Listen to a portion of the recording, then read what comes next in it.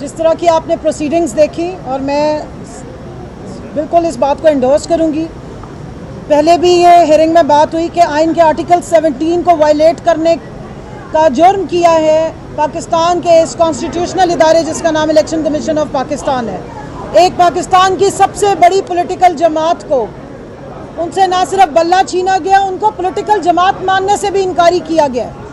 हमें सबको फोर्स किया गया कि हम पीटीआई की बजाय इंडिपेंडेंट इलेक्शंस लड़ें, और ये बात बार बार जब सवाल किया जाता है तो चाहे अटॉर्नी जनरल खड़े हो या मिस्टर सुखंदर खड़े हो जो इलेक्शन कमीशन को फ्रेंच ज़ुबान में आके यहाँ पर नुमाइंदगी करते और उनसे पाकिस्तान के जो मुंतखब नुमाइंदे रह चुके हैं उनके नाम नहीं सही लिए जाते और उर्दू अंग्रेज़ी दोनों ही उनकी फारिग है, तो उनको ज़रूर बताना चाहिए कि जब आपसे सवाल होते हैं, जब आपसे बात पूछी जाती है कि बताइए कि कौन सा फॉर्मूला है प्रोपोर्शन ऑफ रिप्रेजेंटेशन का जिसके तहत आपने अपनी मनपसंद जो पार्टीज़ हैं उनको ये सीटें मिठाई के डब्बों के साथ दी। जब नेशनल असेंबली का फॉर्मूला पंजाब से 4.21 लगता है तो आप किस तरीके से जिस पार्टी को 4 सीटें मिलनी थी उसको आपने 14 सीटें दे दी।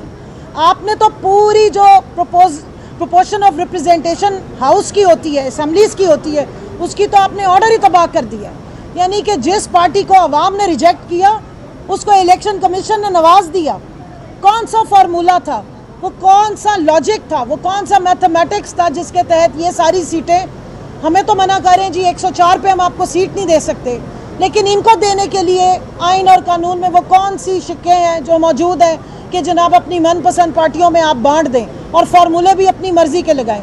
तो इस तरह की ये जो नाइंसाफ़ी है वो इंसाफ की सबसे बड़ी अदालत से हमें बिल्कुल इसकी उम्मीद नहीं है कि नाइंसाफ़ी हो। हमें पूरी उम्मीद है कि अवाम के वोट की सैंक्टिटी को कायम रखा जाएगा, अवाम के इस हक़ को कायम रखा जाएगा, और जो एक इलेक्शन के नाम पर यहाँ पर धांधली की गई, जुल्म और फस्तायत और जबर किया गया, उसकी पटिशन इमरान खान साहब की पड़ी हुई है। अगर आपने ज़्यादा देर करनी है तो उस पटिशन को क्लब करें और इसके साथ वो केस भी सुने। आज बिल्कुल ठीक बात की जस्टिस मुनीब साहब ने और मंसूर साहब ने। आप आइसोलेशन में इस तरह करके घोड़े की तरह आंखों पे पट्टी डाल के सिर्फ एक जो सेकंड फेज़ होता है इलेक्शन का, ये रिज़र्व सीट्स, इस पे जंप नहीं कर सकते। आपको देखना पड़ेगा 13 जनवरी पे वापस जाएं और देखें कि उस फैसले के बाद इलेक्शन कमीशन का क्या रवैया था, किस तरह कैंडिडेट्स के साथ सलूक किया गया। हमारे जो पेपर्स हमने जमा कराए थे, मेरे साथ आमिर डोगर साहब खड़े हैं, माशाल्लाह चीफ विप हैं और इनका तजर्बा है बेतहाशा।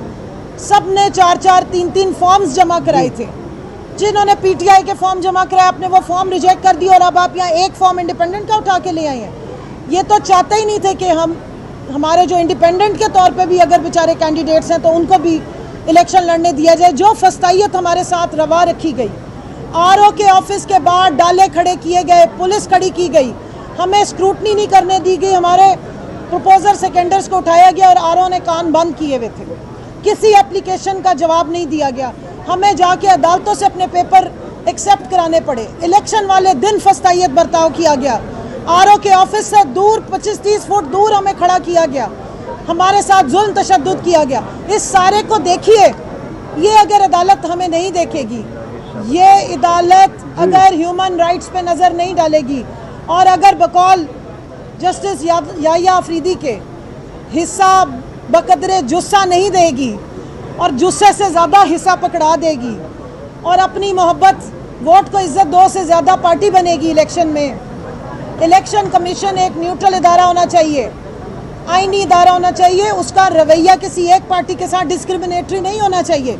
लेकिन यहाँ हम देख रहे हैं कि इलेक्शन कमीशन तो पीटीआई का नाम सुनते ही तरमिलाना शुरू हो जाता है। तो ये वाला जो इम्प्रेशन है, मुझे पूरी उम्मीद है कि सुप्रीम कोर्ट में ये डिस्पेल होगा और बाकायदा इस पूरे इलेक्शन की भी इंक्वायरी होनी चाहिए कि इस पर क्या क्या किया गया। अक़वाम मुत्तहिदा के ह्यूमन राइट्स काउंसिल के वर्किंग ग्रुप का जो कल नोट आया है उससे जाहिर हो गया है कि इमरान खान पे केसेस झूठे थे और ये केसेस इसलिए बनाए गए कि पाकिस्तान तहरीक इंसाफ को इंतखाबी अमल से बाहर रखा जाए। अब पूरी दुनिया, पाकिस्तान की पूरी कौम सब कह रहे हैं कि ये इलेक्शन कमीशन ने सबसे बड़ा फ्रॉड किया है, ये पाकिस्तान की तारीख से सबसे बड़े रिग्ड इलेक्शन थे। आपने देखा इलेक्शन कमीशन मान चुका है, पूरी दुनिया मान चुकी है कि भाई पाकिस्तान तहरीक इंसाफ से बल्ले का निशान छीना गया और इलेक्शन कमीशन ने पीटीआई के कैंडिडेट्स को इंडिपेंडेंट डिक्लेयर करके आइन की खिलाफवर्जी की। अब जो इलेक्शन कमीशन ने पाकिस्तान के आइन की खिलाफवर्जी की है उसको प्रोटेक्ट करने की इसी बिल्डिंग में कोशिश की जा रही है। पहले भी सारे यही काम उनके प्रोटेक्ट किए गए हैं। कल हमें बड़ा लेक्चर दिया गया कि इलेक्शन कमीशन एक आईनी इदारा है, उसका एहतराम करें। आज कहा गया कि ये इलेक्शन कमीशन के अफसरान ने 2 लेटर लिख लिए, उसकी क्या अहमियत है? और भाई आप कभी कहते हैं कि आईनी इदारा है और कभी कहते हैं कि उसकी क्या अहमियत है। एक माइनॉरिटी गवर्नमेंट फॉर्म 47 के तहत इस मुल्क में बनी हुई है। नवाज लीग की गवर्नमेंट अब एक माइनॉरिटी गवर्नमेंट को अगर 2/3 मेजॉरिटी देकर उसको आइन, पाकिस्तान का आइन तब्दील करने का इख्तियार करने की कोशिश की गई तो ये पाकिस्तान के लिए बहुत ज्यादती होगी। इस्लामाबाद हाई कोर्ट के अंदर हेयरिंग हुई है और पैमरा के वकील अदालत को सेटिस्फाई नहीं कर सके कि क्या बुनियाद है। अदालत ने कहा कि इन्फॉर्मेशन का ये दौर है और आप जो कोर्ट रिपोर्टिंग आप उसको कैसे रोक सकते हैं। ये चीफ जस्टिस आमिर फारूक साहब के सामने आज समाअत हुई है और जो डायरेक्टिव जारी किया है उसकी कोई आइनी और कानूनी हैसियत नहीं है। आइन के आर्टिकल 19 और 19(1) के तहत आपको बताना है। फिर अरशद शरीफ वाली जजमेंट में कहा है कि कोर्ट रिपोर्टिंग आप कर सकते हैं, आप रोक नहीं सकते, आप रोक नहीं सकते हैं। उन्होंने कहा चैनल नहीं आए, बताया कि आवाम देखना चाहती है, सहाफ़ी देखना चाहते हैं, लेकिन ये पैमरा कौन होता है रोक सकती है। पैमरा ने कोशिश बड़ी की आज कि किसी ना किसी तरह से इस बात को वो सामने ला सके, लेकिन they had failed to satisfy the court. अभी राइट नाउ कल का उन्होंने टाइम लिया है, इंशाल्लाह उम्मीद है। और ये भी कहा है कि डिसइंफॉर्मेशन की हद तक हमने कहा कोई गलत इन्फॉर्मेशन देता है तो आप रोक दें, मगर ये नहीं हो सकता।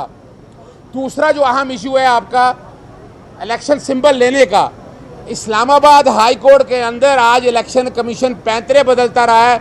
वो कहता रहा है कि सुप्रीम कोर्ट पहले फैसला करे। वहाँ जो सवाल है कि सेक्शन 215 जो है जो सिंबल लेने का इख्तियार देता है वो आइन के आर्टिकल 17 से मुतसादिम है। और जो यहाँ कहा जा रहा है कि पाकिस्तान तहरीक इंसाफ को इलेक्शन लड़ा गया, लड़ने की इजाज़त दी, वो रिकॉर्ड पे रखा है। सलमान अकरम राजा ने लाहौर हाई कोर्ट में एक आइनी दरख्वास्त दायर की कि उनको फॉर्म 33 में पीटीआई का कैंडिडेट दे दें। और मैंने वो आर्डर 2 फरवरी का पढ़ के बताया है इस्लामाबाद हाई कोर्ट के चीफ जस्टिस को कि जिसमें कहा गया, जिसमें बड़ी वजाहत में कहा गया कि जनाब इलेक्शन कमीशन ने ऑर्डर पास किया 5 मेंबर ने कि पीटीआई का नाम भी नहीं लिखा जा सकता फॉर्म 33 में।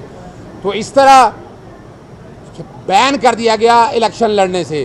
चीफ जस्टिस साहब के यही रिमार्क्स थे कि अदालत को आप सेटिस्फाई करें, क्या सिंबल लेने से पार्टी बैन की जा सकती है। फिर रूल 94 का बताया गया कि मखसूस नशिस्तों के हवाले से लिखा हुआ है कि मखसूस नशिस्तें उसको मिलनी है कि जिसके पास ये इंतखाबी निशान हो। अदालत ने इस पर इलेक्शन कमीशन से पूछा कि वो अपना स्टांस बताए कि वो क्या कहती है, क्या सिंबल लेने से पार्टी बैन हो सकती है। वहाँ पर इन्होंने एक एतराज़ उठाया कि सुप्रीम कोर्ट देख रही है इस मामले को, अभी इल्तवा कर दिया है। मैंने कहा जी मेरा केस है, ये नहीं है। सुप्रीम कोर्ट के अंदर मखसूस नशिस्तें हैं। मेरा केस बड़ा वाज़ेह है कि सेक्शन 215 जो है 215 वो आइन से मुतसादिम है जो सिंबल लेने का इख्तियार देता है, और इस तरह रूल 94 भी। और अगर Islamabad high court section 215 ultra vires declare कर देती है, मुतसादिम डिक्लेयर करती है, या रूल 94 डिक्लेयर कर देती है, तो मखसूस नशिस्तें पीटीआई के पास ऑटोमेटिकली आ जाएंगी।